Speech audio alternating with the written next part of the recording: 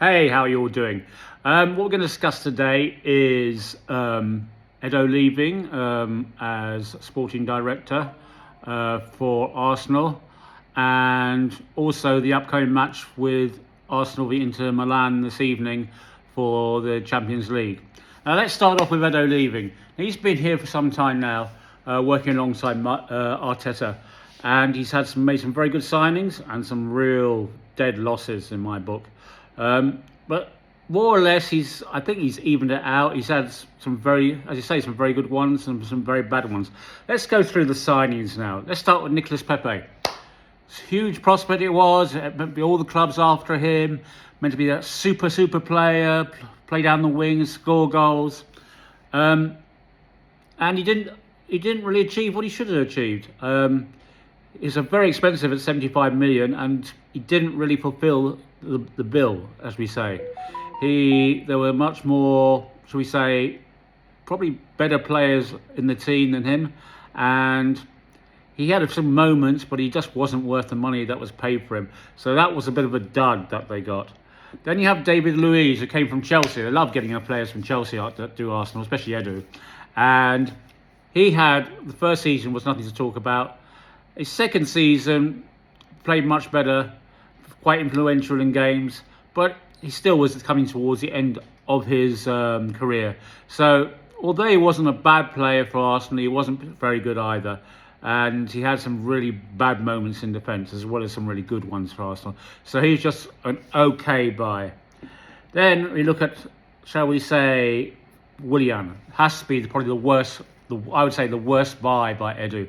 Really didn't do anything for us, failed miserably, totally out of form, kept losing the ball, wasn't decisive from the wing or from midfield, just ineffective. And then he went on to play back in Brazil, and then came back again to play for Fulham. And for Fulham, he's turned it around. He's played some very good games for Fulham. Maybe the Fulham tactics and the way they play suits him more. But since he's been playing for Fulham, he's been much better. But for Willian was just a dud for Arsenal, not a good buy from Chelsea. Then you have Fabio Vieira, this highly rated midfielder from Porto that was meant to change the world. Obviously not that good enough. Arteta after the first season didn't rate him, just used him on the sub bench. He came on every so often. Admittedly, he had a time off with injury, but obviously not good enough, and then was sent back to Porto in the summer.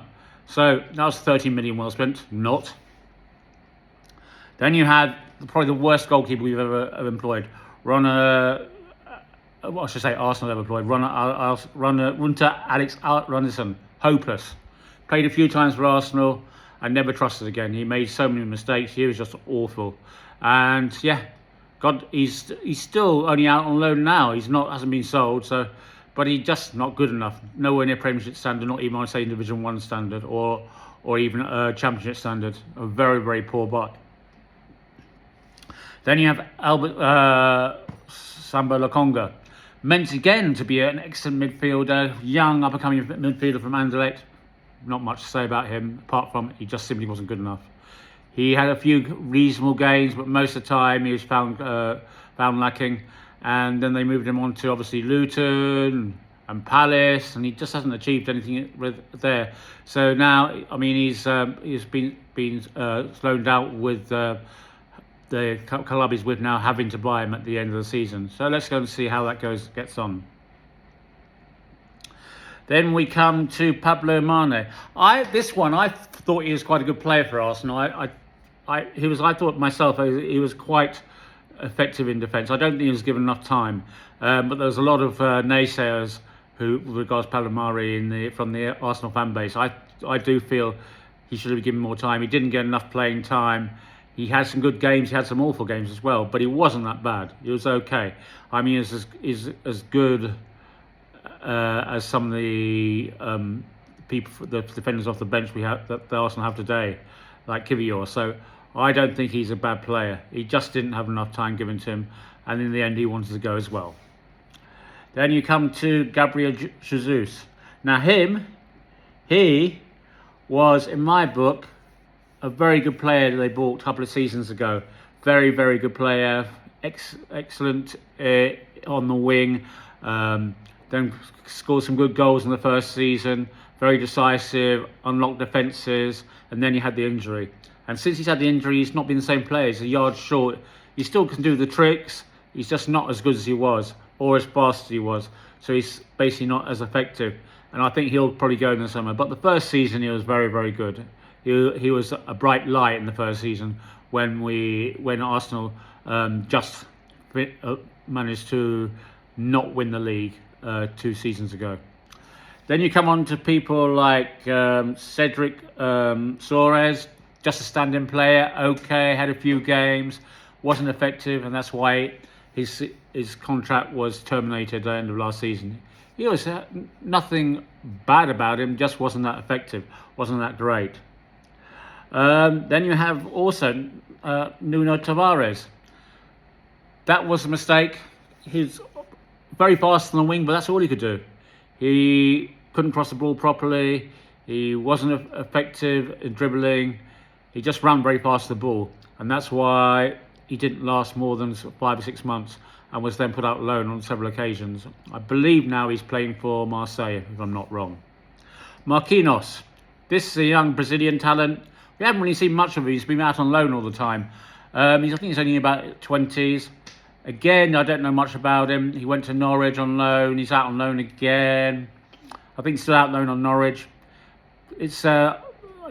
I think he's got some talent, but we just haven't seen him play for the first team, so I can't really comment on him, whether he's good or bad. Then you have Thomas Partey. Brilliant buy. Very effective. Unfortunately, last season he spent a lot of time injured, but this season again, he's shown when he's not injured how good he is. The game against Liverpool, when he wasn't playing in his midfield role, but was playing in the defensive midfield role, where Ben White usually plays, he was exceptional. He has been very good all season so far. And when he doesn't have injuries like this season, unlike last season, he performs. The truth is, at the end of last season, the last 6 games, he was excellent in midfield as well. So that's the only problem with him. When he gets injuries, he's out for a long time. But otherwise, he's a very, very good player. We got then Kiwior. Now, Kiwior is a good defender. Not exceptional. He's not an inverted defender like Ben White. He can't do that. Or like Shevchenko does. But he is a standard basic defender on the left-hand side. He's good. He's a good replacement. He's a good bench warmer. Good for the bench warmer for defence. But he should never be in the starting 11. He's not good enough to be in the Arsenal starting 11. But a reasonably good buy. Kieran Tierney. Excellent player. Yet again gets injured. But Arteta has never used him properly. Since he's got Shevchenko in, he always preferred Shevchenko to Kieran Tierney because Shevchenko can invert. But defensively wise, Shevchenko's nothing on Tierney. Tierney's 10 times better and does some excellent crosses. Generally a very good player, very influential player. And I don't understand why he doesn't want in the team. Obviously he went on loan to Real Sociedad last season, but he's been injured this season, just coming out of injury now. But I don't see him Arteta playing. For some reason, he doesn't like him. He'll probably try and sell him in the January window, I think. Very good player, though. That was a good addition. Then you have also Dani Ceballos. He was okay. Nothing exceptional from Real Madrid. Just okay. Played some very good matches and on the defence. He also in the midfield and the wing. He wasn't exceptional. Played some very bad matches. That's why he was sent back to Real Madrid in the end from his loan spell. I think he plays for Atletico Madrid now in Spain. I could be wrong. Aaron Ramsdale, great goalkeeper, very good, very influential. Unlucky to be unseated by Raya. He made some mistakes towards the end of the first campaign that 2 seasons ago that got them within second place of winning the Premier League, and then he lost his place last season to Raya. Raya last season compared to Ramsdale, they're about the same level in my book. But whereas this season, Raya has really shown how good he is. I think since Ramsdale's left, he's taken a lot of weight off Raya's shoulders. But last season, whenever Ramsdale came on, he was about the same standard as Raya. I don't think there's much to take between the two of them, but Raya has really shown how good he is this season. Raheem Sterling, loan spell, been nothing exceptional. He hasn't been playing that well for Chelsea or towards the end of his Man City career either. He can be an excellent player, but he hasn't really shown it yet so far playing for Arsenal. So that was okay signing. Then you have Takashima Tasayo, very good player, excellent defender when he's fit. Trouble is, yet again, he's another one of these players who gets injured a lot of the time. When he plays 5-6 games, then to get injured for 5-6 games, he's been out probably more games than he has played, which is a shame because he's an excellent player. So that is a good buy if he's fit, but he's just not been fit. So you can understand why people think he should be sold or sent out on loan at the end of this season. And then you got Mike Merino, just bought in this summer. He got good potential, but he hasn't really shown it yet. I mean, he played for Spain and obviously in the finals and scored an excellent goal, and was one part of Spain winning Euro team.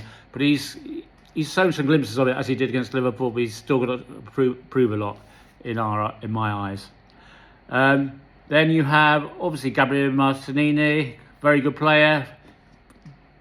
Has been off form last season, and he hasn't been playing that well this season. He's got to really step up his game.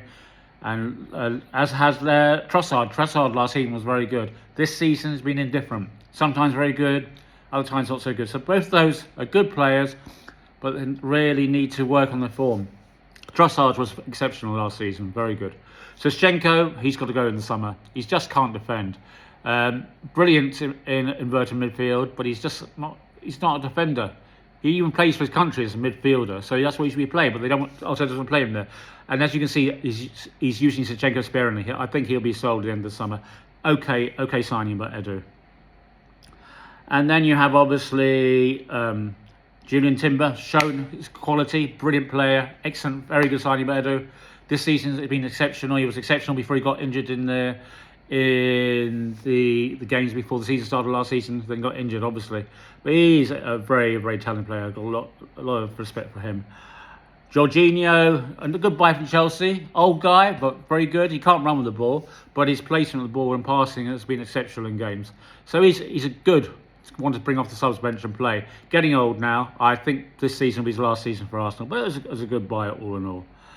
And then Ben White, what can you say? Excellent buy, been exceptional since he played for us. First 4 or 5 months, okay, but the last couple of years he's been exceptional on the defensive side. It's been really, really good.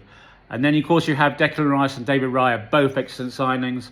Raya's really shown why this season in goal wise so good. Declan Rice last season was very, very good, excellent throughout. This season he's had started a bit indifferently, but I'm sure he'll come good.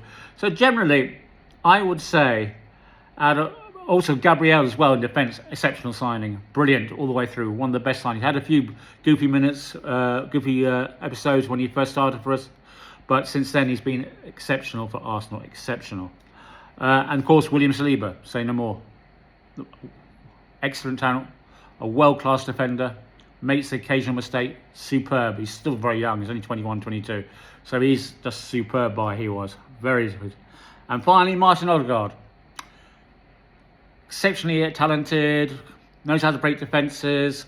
He can slip in and out of games and big games. He can go missing, but generally very, very good.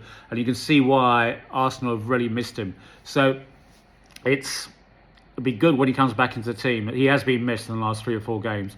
You can, when somebody as influential as that and opening up defences as that from midfield, a talent like that, you can't go without him. Anyway, taking all these into consideration, I would say, it's probably had a 6 out of 10 if you're going to give him marked for all his acquisitions in the transfer market. Hasn't been brilliant all the time. Hasn't been bad all the time, but on average, let's say 6 out of 10. He's had some very good buys and he's had some terrible buys. Right, that's enough said about Edu. Wish him luck in his new role with Nottingham Forest. Let's go on to tonight's match, Arsenal v Inter. This is going to be a very tight match. Inter is second in the Serie A to Napoli.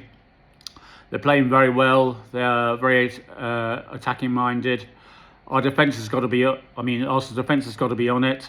They've got to be really strong in the back and try and score a goal on the counter-attack. If they play Havertz up front and also Jesus up front, as they should do, and Trossard and Martinelli on the wings, or even Trossard and Saka on the wing, Arsenal could nick a goal. I think they could probably win 1-0. If they're not careful, if they play like they did against Newcastle the weekend, they'll lose 2-0 over in the San Siro. They've really got to be tight in defence as we were previously, and really do counter-attack football and get some balls to Havertz's head, and hope he can score a couple of goals. But yeah, if they do that, if they tighten defence, I can see them nicking it 1-0 or maybe 2-1. If they're not, I can see Inter winning 2-0. Anyway, that's all for now. If you have any thoughts or you disagree with what I say, please let me know below in the comments, and have a great day. Speak to you soon.